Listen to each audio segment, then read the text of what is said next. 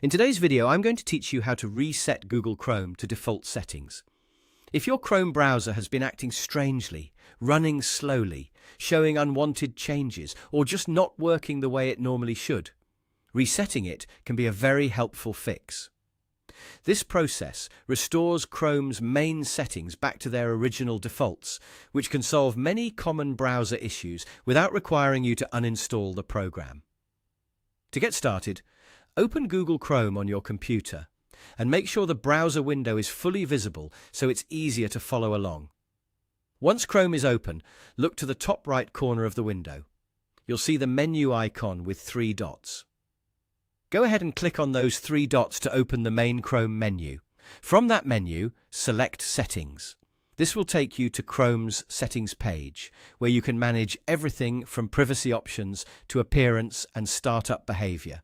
If you've never been here before, don't worry, everything is organized in sections, and the option we need is easy to find.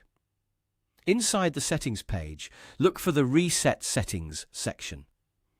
Depending on your version of Chrome, you may see it in the left-hand menu or further down the page.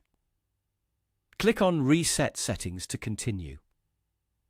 This section is specifically designed for troubleshooting and restoring Chrome's original behavior. Next, click the option that says Restore Settings to their original defaults. When you select this, Chrome will show you a confirmation message explaining what will be reset. In general, this includes things like your startup page, new tab page, search engine, pinned tabs, and disabled extensions. It's a useful way to remove unwanted changes while still keeping your saved bookmarks, browsing history, and passwords. Once you've reviewed the message, click Reset Settings to confirm. Chrome will then apply the reset. This usually only takes a few seconds. After that, your browser settings will be returned to default, and you can begin using Chrome again with a cleaner, refreshed setup.